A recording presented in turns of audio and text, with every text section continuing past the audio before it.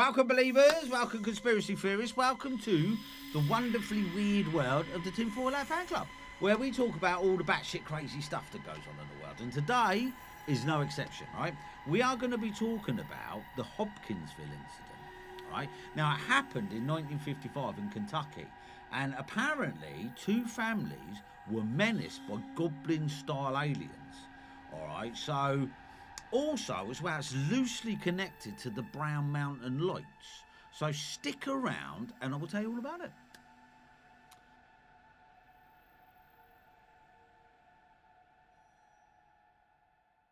Okay, thanks for sticking around. Right, so the Brown Mountain Lights, as I say, are loosely connected to this story.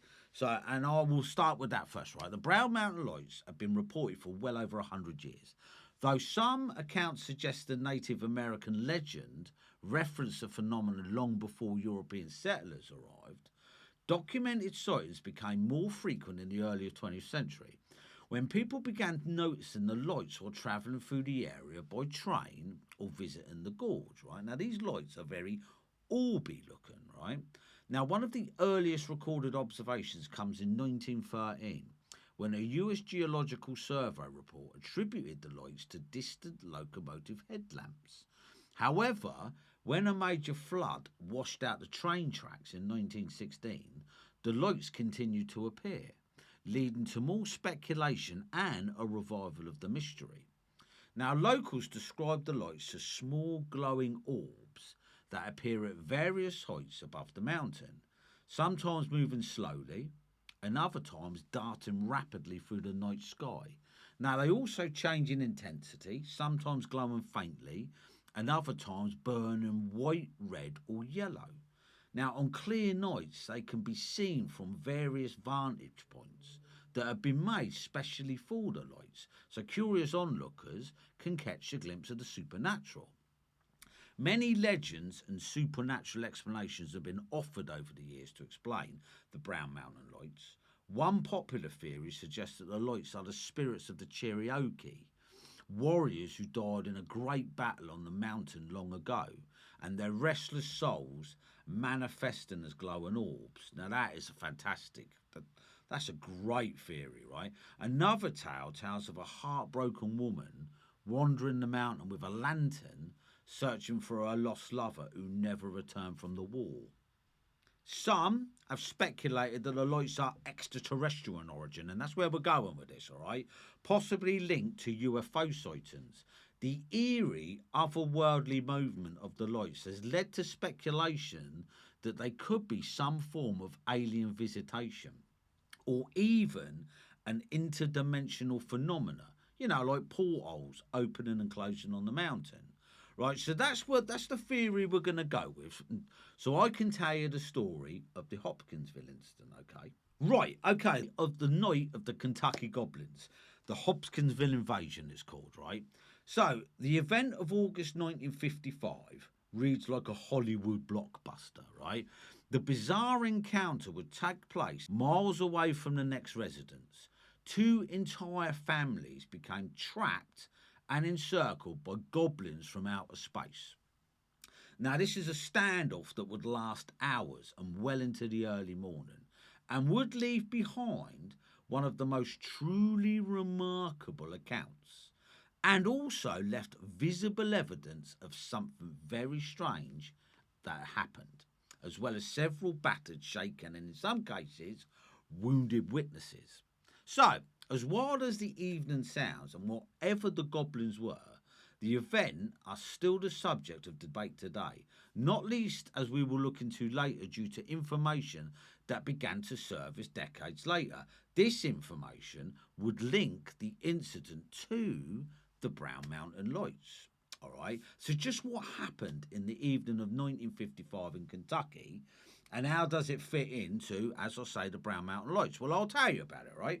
So just after 8 p.m. on the 21st of August 1955 in Kentucky, Billy Ray Taylor and his family were staying with their friends, right?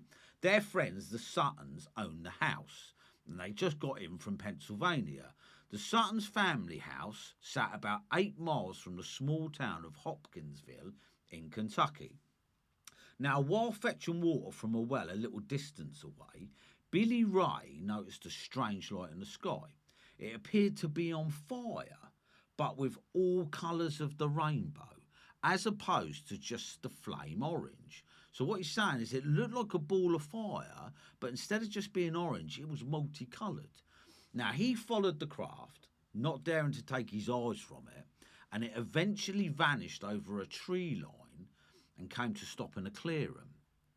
So he would rush back to the main house where his wife, June, and the Suttons were talking, and he would claim that he had just seen a flying saucer.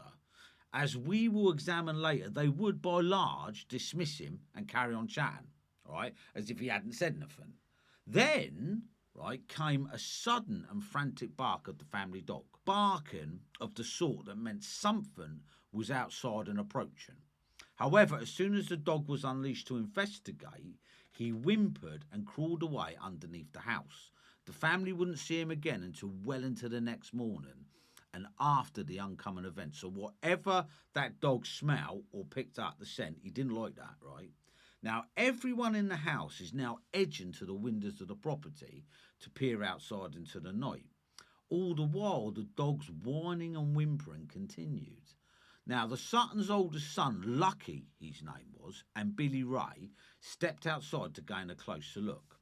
Now, Lucky was the first to notice a green glowing object heading in their direction. Now, as it edged closer, it was apparent that the glow came from a small humanoid figure. All right. Now, to begin with, the strange goblin-like figure remained at a distance. I suppose, really, just sussing them out, you know.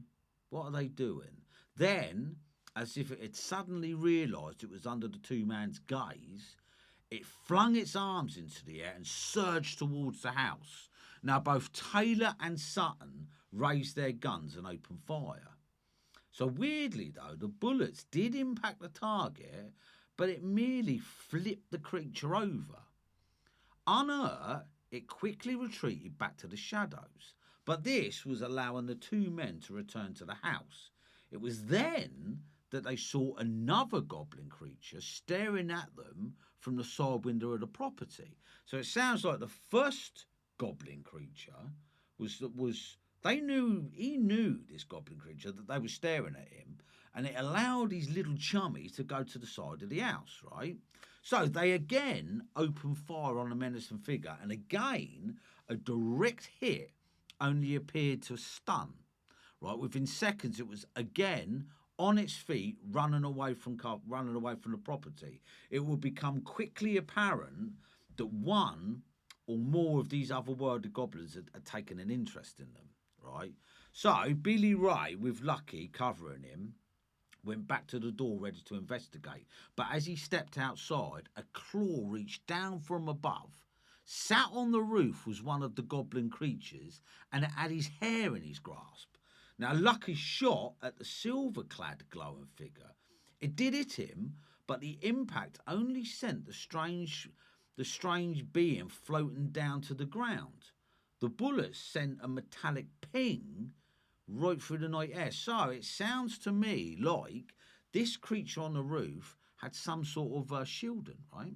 Now, once on the ground, it quickly vanished again as the two men prepared to re-enter the house. They both noticed multiple glows in the trees around them. So by this time, whatever these things are, they've surrounded the house. Taking their chances, the two families rushed from the house, got into their respective vehicles. They screamed away from the farmhouse in the direction of Hopkinsville Police Station. So they've managed to get away from the house by now. Now, although completely taken back by the strange nature of the report, the police who were witness to the family's statements were equally aware of the genuine terror and shock they appeared to be in. Now, whatever it was they had seen, they believed they were, at least from their perspective, telling the truth.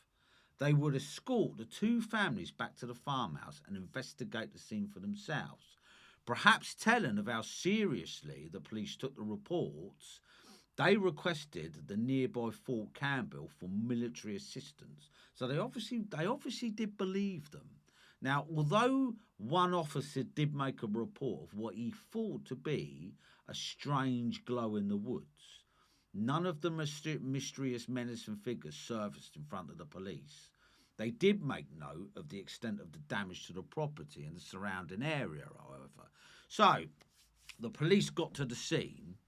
They didn't really see anything, all right? All they did see was the damage to the property, right? The military unit quickly did a sweep of the area shortly after 2 a.m. The Taylors and the Suttons would return to the farmhouse. Unfortunately for the two families, as soon as the police and the army went, these creatures turned back up, right? Now, with the police and military unit now having left, the two families again engaged with the mischievous beings.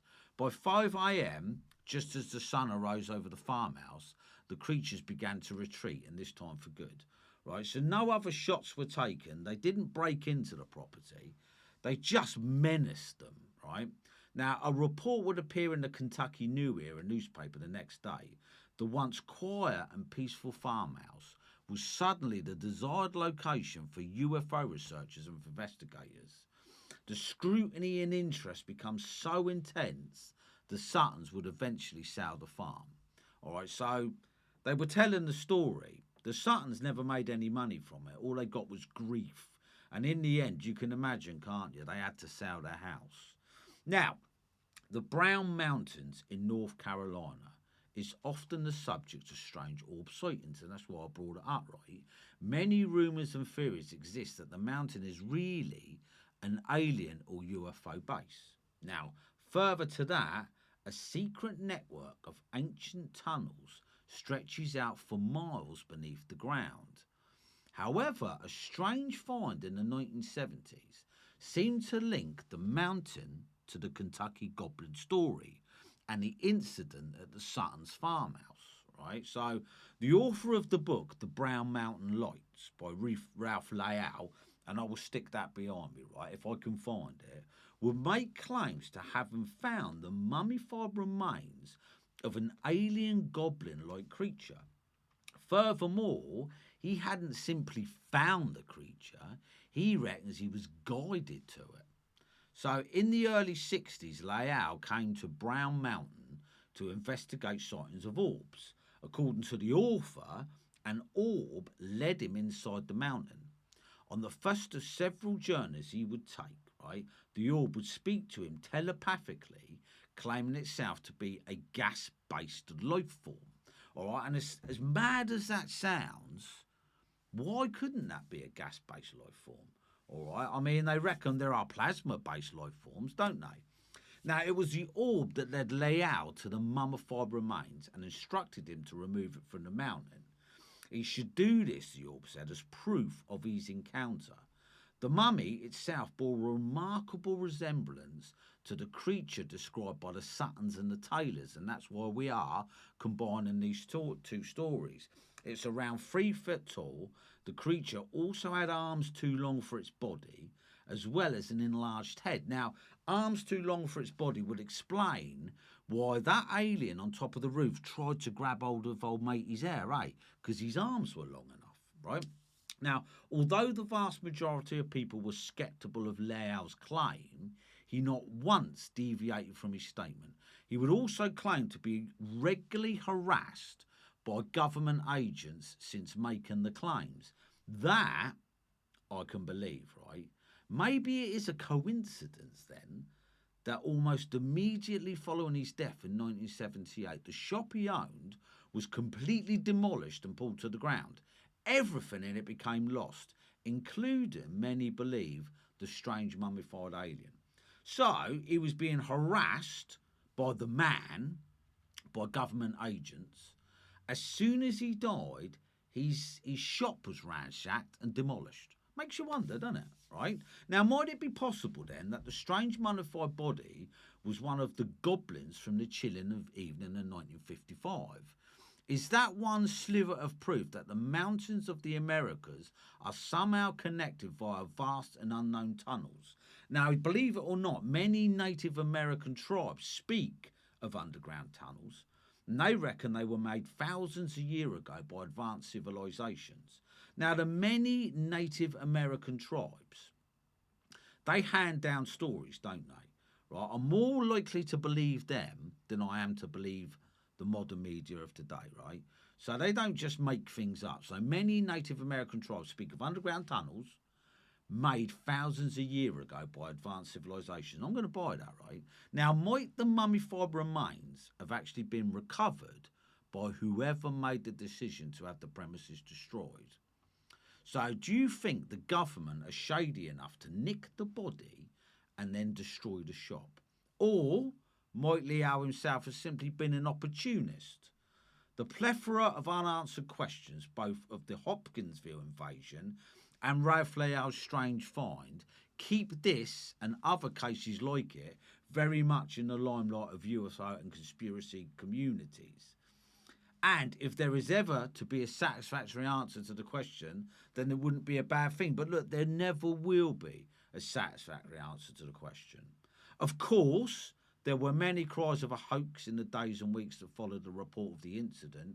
Indeed, by early 1956, with UFO researchers becoming fewer and further in between, but they still were trekking to the region to get the family's version of events, the Suttons and Taylor's family are tired of talking to anyone of the bizarre night in question and leaving themselves open to ridicule and worse for their trouble. So you can imagine in 1955, anyone who told a story like this was going to be ridiculed.